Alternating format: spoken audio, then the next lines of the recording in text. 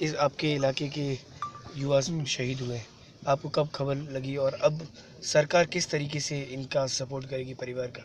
मुझे इस बात की कल शाम को कल सवेरे ही पता चल गया था।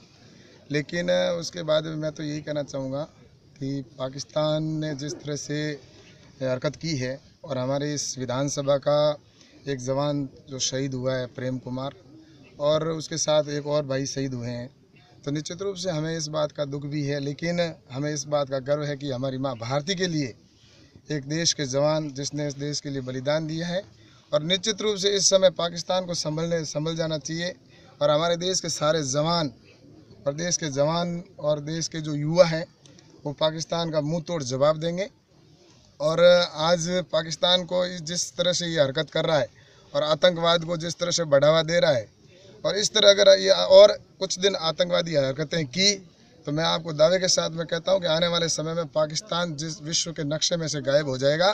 क्योंकि पाकिस्तान ने 71 के युद्ध में और 65 के युद्ध में मात खा चुका है और वो वापस भाग चुका है। भगोड़ा देश है और उसकी सेना के अंदर इतना कोई दम नहीं है। लेकिन आज हमारे देश के जवान है वो इस पाकिस्तान को ईंट का जवाब पत्थर से देंगे।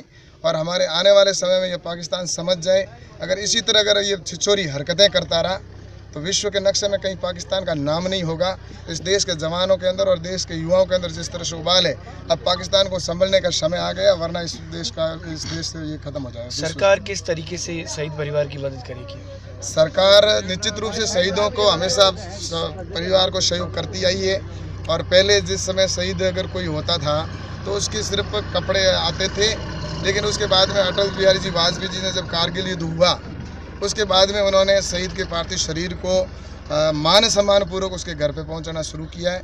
और उसके बाद में जिस तरह से जो भी शहीद होता है उसको बाकायदा सम्मान के साथ में उसकी अंत्येष्टि होती है, अंतिम विदाई दी जाती है। और जितनी भी इनिशिएटिव उनको सहायता होती है वो सरकार करती है। और इनके लिए भी निश्चित रूप से मैं मेरी ओर से भी पूरा प्रयास करूंगा कि जो भी सरकार से जितनी भी सुविधाएं होगी और उनके लिए वो हम करेंगे।